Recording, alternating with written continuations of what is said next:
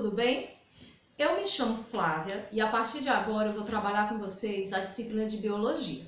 Alguns dos meus alunos já estarão presentes na turma de vocês e nós vamos dar continuidade. Pelo que eu andei olhando da disciplina que estava com vocês, nós estamos praticamente todos com o mesmo segmento. Então eu vou dar uma reavaliada sobre as briófitas, pteridófitas, gimnospermas, quais foram os avanços evolutivos e a gente segue adiante. Já postei uma revisão de todo o assunto que foi visto e aí nós vamos dar continuidade a esse trabalho. Vocês acompanhem os vídeos, acompanhem as aulas e aí posteriormente nós estaremos tirando as dúvidas de vocês. Então nós já trabalhamos no reino plantae sobre as briófitas, as pteridófitas, as gimnospermas e as angiospermas. Qual é a principal característica das plantas que as diferem das algas? Nós falamos que é um embrião multicelular. Esse embrião multicelular maciço, ele fica alojado no corpo materno, coisa que na alga não acontecia. Então, nas plantas, nós já temos um embrião que fica no corpo materno, além de ser um embrião multicelular maciço. Nas briófitas, que são as primeiras plantas a invadirem o ambiente terrestre, nós temos aí algumas ainda limitações em relação às demais que foram evoluindo ao longo dos anos.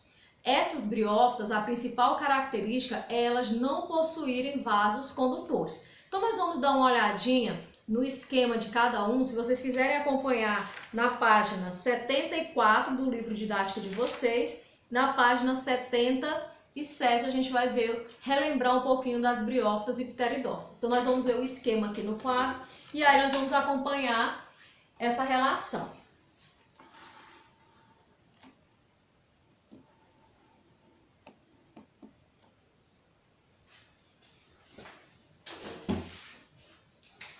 Aqui vocês podem observar que eu fiz o esquema de uma briófita, um musgo, de uma pteridófita, uma samambaia, e aqui de uma semente. Então, quando eu olho para a briófita, qual é a principal característica que eu vejo?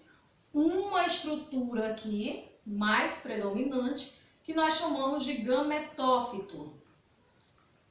O gametófito da briófita é a fase mais duradoura do ciclo de vida dela. Esse esporófito aqui, ele é completamente dependente do gametófito, porque o gametófito é quem faz fotossíntese e quem envia os nutrientes para esse esporófito. Esse esporófito aqui, ele é diploide e através de meioses sucessivas vai produzir os esporos.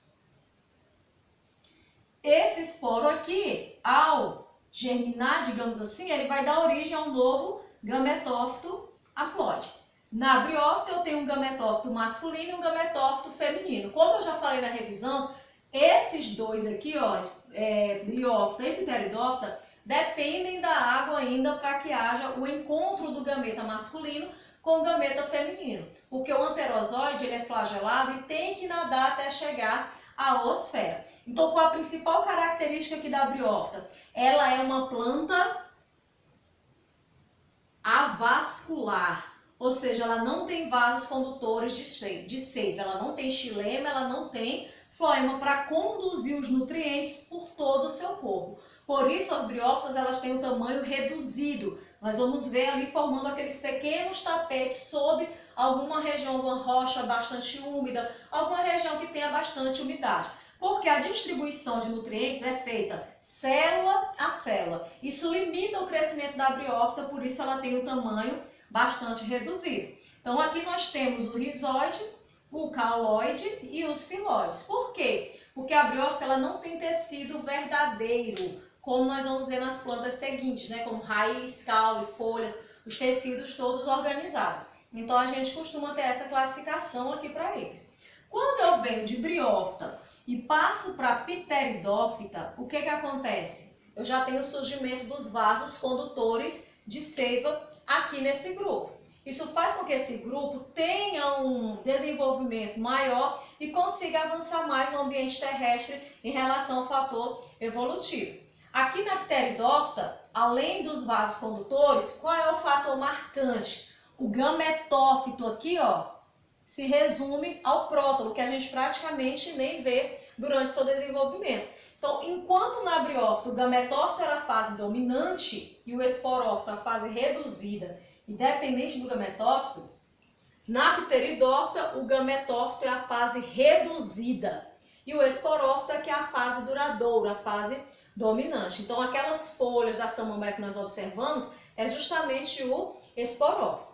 Nessa região do gametófito, todo ele eu chamo de prótalo. E ele é hermafrodita. Por quê? Ele tem tanto a estrutura produtora de gametas masculinos, aqui o anterídeo, que vai produzir anterozoides, quanto o arquegônio, que vai produzir a oosfera, que é o gameta feminino. Na presença de água, quando chove, quando rega, eu tenho a umidade nesse local e o anterozoide produzido aqui, ele vai nadar até atingir a oosfera. Então, ainda é dependente da água para reprodução. Aqui, depois de fecundado, é que vai surgir, então, os novos esporófitos e vai se desenvolver. Nesse esporófito, eu vou encontrar folhas modificadas para reprodução. Se vocês observarem algumas samambaias, algumas folhas, a gente vai observar a presença de pontinhos ao longo de toda a folha. Esses pontinhos mais escuros, eles recebem o nome de soro. Aqueles pontinhos embaixo ali daquelas folhas são chamadas de soro. E dentro desse soro aqui é que é produzidos os esporos. Aí o esporo, que é haploide, né, vai cair no solo e vai desenvolver o gametófito, que é o prótalo. O prótalo é hermafrodita, vai haver a fecundação e gerar o esporófito. O esporófito produz esporos dentro do soro, cai no solo, germina, gerando o prótalo, e assim eu tenho um ciclo desse grupo aqui. Então, aqui eu tenho já o surgimento das plantas sem vasos condutores. Qual é o avanço evolutivo que eu tenho nas pteridófitas? O surgimento dos vasos condutores de seiva. Então, esses vasos condutores já possibilitam o transporte mais eficaz de nutrientes na planta. E aí eu vou ter a gimnosperma, que são os pinheiros, né, como a gente conhece. Qual é o principal fator evolutivo que surgiu lá nessas gimnospermas? É a semente. Para tornar a gimnosperma independente da água para reprodução, nós vamos ter os grãos de pólen, que são transportados por anemofilia pelo vento. Nessa formação em que eu já tenho a fecundação, então forma-se a semente. Na gimnosperma, a gente costuma dizer que a semente é nua. Por quê? Porque eu não tenho o desenvolvimento de um fruto. Então, como ele não tem um fruto recobrindo toda essa estrutura da semente, nós chamamos de sementes nuas. De que é formada a semente? Na semente, eu tenho esse tegumento mais externo que forma a casca. Aqui no interior, toda essa estrutura multicelular é chamada de megagametófito e vai servir para nutrir esse embrião. O embrião aqui, ó, já formadinho, ele vai conter o ápice caulinar, que vai então dar origem ao caule, ao desenvolvimento da planta depois da germinação. Aqui eu tenho a radícula, que observe aqui, ó, que ela está bem infiltrada dentro do megagametófito para ser nutrida. Na germinação, a raiz sempre vai ser a primeira a se desenvolver, para fixar a planta no solo e começar a absorver os nutrientes. Para quê? Para que os primórdios foliares se desenvolvam e aí com as folhas já ali presentes, ela já consegue fazer fotossíntese e então conseguir se nutrir sozinha. Então vamos lá. Briófita, primeira planta, gametófito, a fase duradoura e que realiza a fotossíntese. Não tem vasos condutores. Qual é o fator evolutivo que surgiu em pteridófitas? Os vasos condutores. Então, em pteridófitas, eu já tenho uma presença de vasos condutores, permitindo o maior desenvolvimento dessa planta, e a fase do gametófito ela já é uma fase bastante reduzida. O esporófito é a fase dominante, com folhas modificadas para a reprodução, produzindo dentro do soro os esporos. Já nas gimnospermas, nós vamos ter o advento evolutivo da semente. Na semente, eu vou ter o embrião aqui dentro dessa semente, para principalmente ser disseminado para longe da mãe, da planta-mãe, para que não haja competição entre eles. Qual fator evolutivo permitiu a independência da gimnosperma no quesito aqui água? Foi o grão de pólen. Então, nós vamos dar continuidade agora com as angiospermas, no fator também de evolução no surgimento das flores e o desenvolvimento do fruto.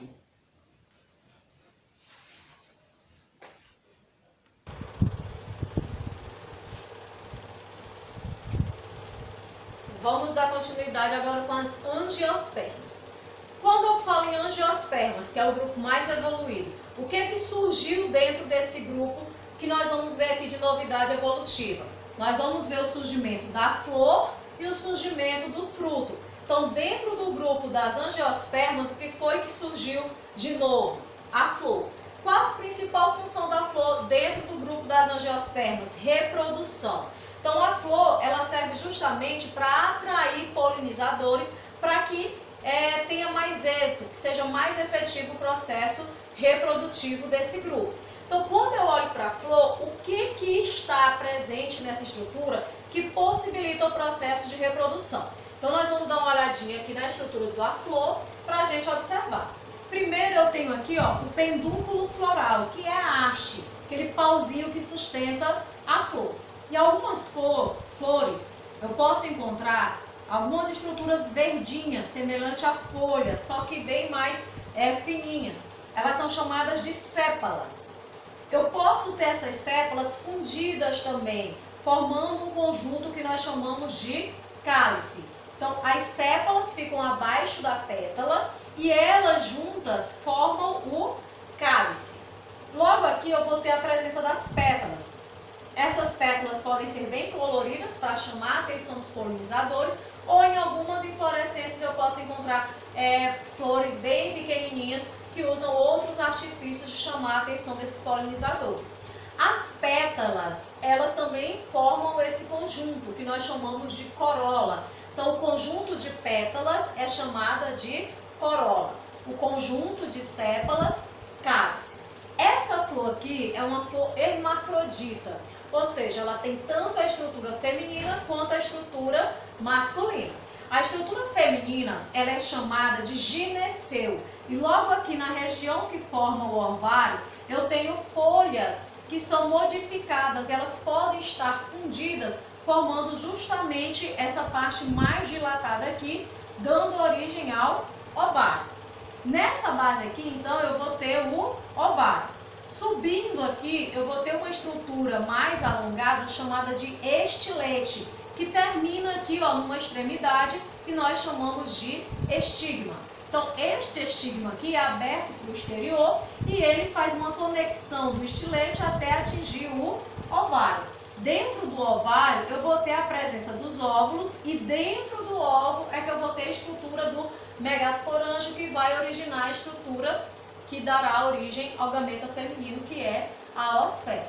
Já a estrutura masculina recebe o nome de androceu. O androceu é formado por um filete e na extremidade do filete eu tenho uma estruturazinha aqui, chamada de antera. Dentro dessa antera é que são produzidos os grãos de pólen. Então, aqui dentro da antera é que eu vou ter a produção dos grãos de pólen.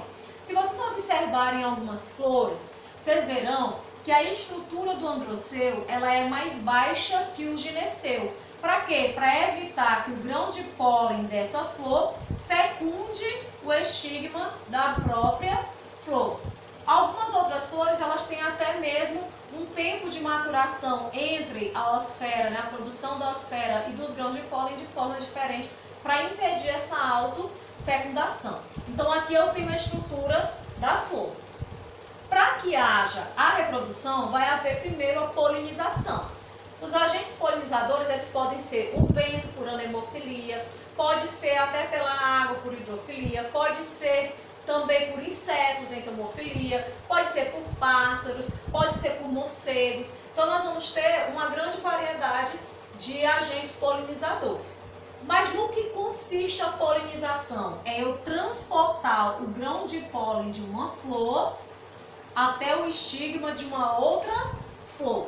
Quando isso acontece, eu estou lá transportando o grão de pólen. O que tem dentro desse grão de pólen? Algumas pessoas elas podem confundir o grão de pólen com o núcleo polar. O núcleo polar é o agente, é o gameta masculino. e ele está presente aqui, ó, dentro do grão de pólen. Aqui no grão de pólen eu vou ter o núcleo ou células espermáticas, vão se dividir aqui formando duas, já que eu vou mostrar para vocês qual a função dessas duas, e eu vou ter uma célula formadora do tubo. O nome já diz, célula formadora do tubo. Que tubo? O tubo polínico. Que observem, ó, que até chegar à estrutura que contém a osfera, eu tenho um longo caminho. Então aqui, quando chegar o grão de pólen aqui, ele vai formar o tubo polínico até atingir o caminho que ele quer percorrer. Então a célula formadora do tubo, ela vai formando o tubo polínico até atingir a estrutura lá do óvulo, aonde eu tenho essa abertura aqui, ó, chamada de micrópila. Chegou aqui, ele vai abrir passagem para quem? Para as células espermáticas. Professora, mas são duas? Isso, são duas. Por que são duas? Aqui eu vou ter uma osfera e eu vou ter dois núcleos polares. Nos processos de divisão celular, eu tive a formação de 4 núcleos. Nesses 4 núcleos, 3 se degeneraram e só me restou apenas um. Então, por meiose, só sobrou apenas um. Esse um realizou uma primeira mitose, dando origem a 2. Uma segunda mitose, cada uma das duas deu origem a mais 2, 4. E uma terceira mitose, originando 8 núcleos. Desses 8 núcleos, 3 células ficam do lado oposto da micrópila e são chamadas de antípodas. Duas delas ficam aqui próximas à micrópila, que é a abertura, e são chamadas de sinérgidas.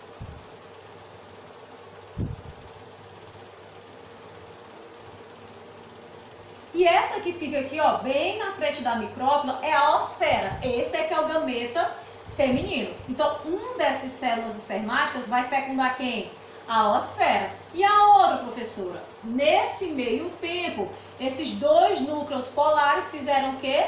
Se fundiram, formando um só. Essas células se degeneram e essas aqui também se degeneram. Então, eu vou ter uma célula espermática fecundando a osfera e a outra célula espermática fecundando o núcleo polar. Observe que no início eu tinha 2 núcleos polares. Quando se fundiram, 1 mais 1, 2. Então aqui eu tenho um tecido diploide. Só que quando eu tenho a união de um terceiro núcleo aqui, de uma terceira célula, nesse caso de uma célula espermática, eu tenho 2N com mais 1, eu vou formar um tecido triploide. Esse tecido triploide, ele vai se desenvolver formando toda essa estrutura aqui, ó. Aproveitei o desenho da semente lá da gimnosperma, porque a estrutura é bem parecida. Então, nesse caso aqui, essa estrutura triploide, formada pela união de uma célula espermática mais os núcleos polares, ela vai formar esse tecido nutritivo que é chamado de endosperma. Então, o endosperma é um tecido triploide e a função dele é justamente de nutrir esse embrião. E quem vai dar origem ao embrião? Aqui, ó. Foi fecundado? Então, foi fecundado, a célula então começa a se desenvolver, formando a estrutura. Essa estrutura da base aqui a gente chama de suspensor. Suspensor vai ter a função de enfiar, de integrar esse embrião dentro desse endosperma para que ele possa ser nutrido. Então, nós vamos ter os primórdios foliares aqui, o ápice caulinar e a radícula também. Em algumas estruturas a gente vai ver o cotilédone é bem mais diferenciado. Se vocês já observaram os grãos do feijão e do milho, do feijão, quando eu observo, esse grão do feijão, ele se abre em 2. E lá dentro eu tenho o embriãozinho. Então, aquelas duas partes que se abrem, elas são chamadas de cotilédones. Como o feijão tem 2 cotilédones, ele recebe o nome de dicotiledônea. As plantas que possuem 2 cotilédones, elas são classificadas como eudicotiledôneas. Já no caso do milho, você observa que quando o milho ele germina, Fica lá o grão de milho, aqui ainda embaixo do solo, e eu vou ter essa germinação. Esse grão aqui, ó, ele não se abre em dois, ele é único. Então esse tipo de planta é classificado como monocotiledônia. O feijão, quando se abre ali em dois, dicotiledônia. O milho, monocotiledônia. Nessa classificação dos vegetais, das plantas aí nesse caso.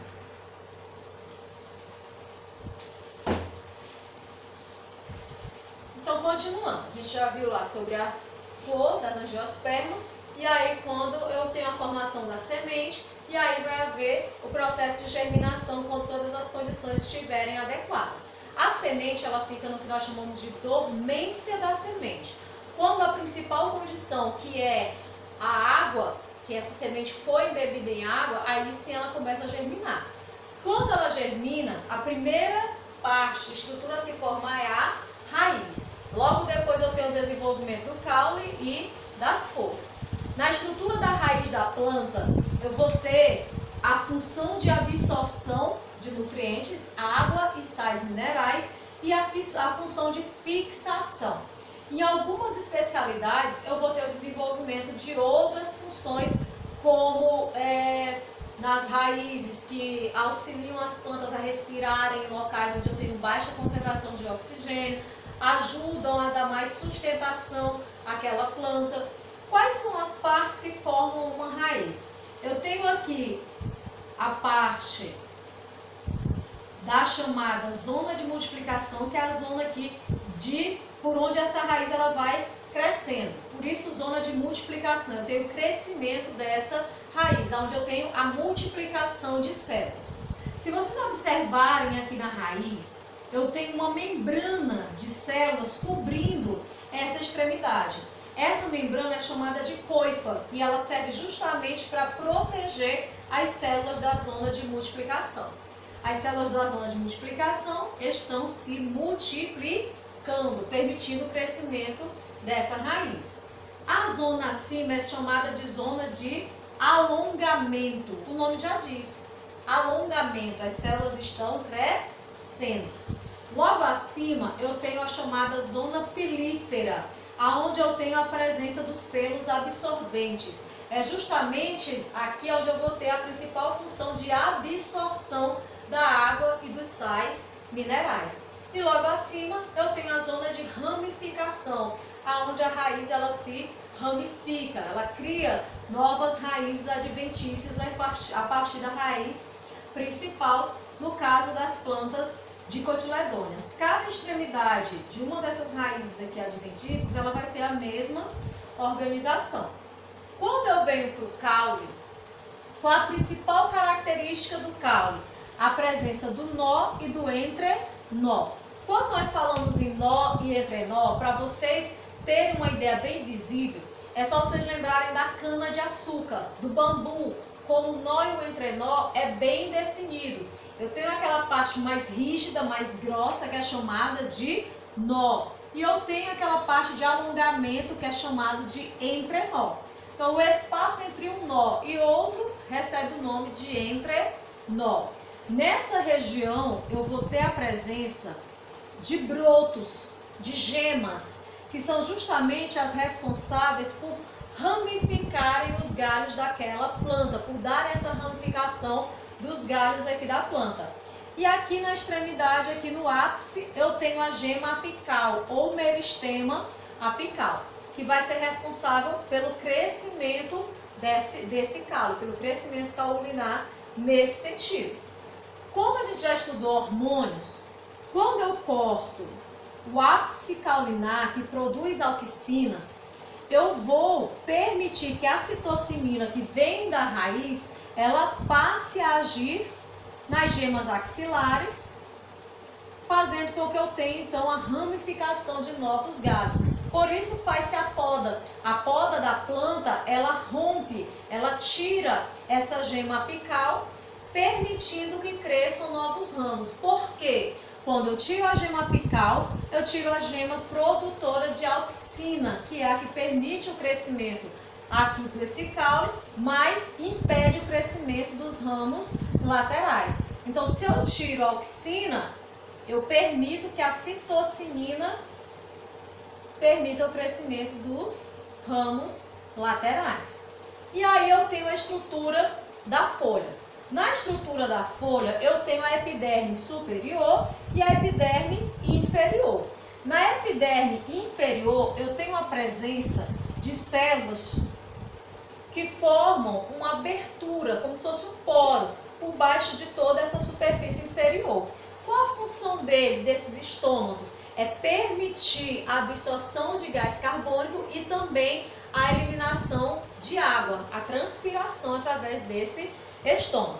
Então eu tenho aqui a superfície, a epiderme, e em várias plantas eu posso perceber que a epiderme ela produz uma estrutura chamada de cutícula, que ela vai impermeabilizar essa epiderme, ajudando também, essa cutina aqui, a evitar a transpiração excessiva de água. Em algumas plantas ela produz ainda uma cera, que ajuda a permeabilizar ainda mais, impedindo essa perda excessiva de água. Lá na nervura da planta, aquela nervurazinha que a gente observa na folha, ali é onde nós encontramos também os vasos condutores de água e sais minerais, ou seiva bruta, xilema, e de matéria orgânica já produzida na folha através da fotossíntese, que vai da folha até a raiz, através do floema, que transporta essa matéria orgânica, essa seiva orgânica produzida na fotossíntese. Então, o xilema é um vaso condutor que se localiza mais internamente na planta. Quando eu corto o tronco ali da árvore, aquela parte bruta mais interna forma justamente o xilema. O xilema é formado por células mortas e é responsável por transportar água e sais minerais da raiz até a folha. Já o floema é formado por células vivas, onde eu tenho as células companheiras que ajudam a nutrir esse tecido, e ele ocupa uma parte mais externa da planta. E aí ele transporta toda a matéria orgânica produzida pela fotossíntese nas folhas, da folha até a raiz. Existe até uma forma chamada de anel de Malpighi, em que a pessoa retira uma porção bem generosa, bem grossa do caule da planta, e aí todo produto da fotossíntese, todo nutriente, todo alimento da planta, ele não consegue chegar até a raiz. E aí ele forma um bucho na parte superior da planta e a parte de baixo começa a secar e a morrer, porque não recebe esses nutrientes.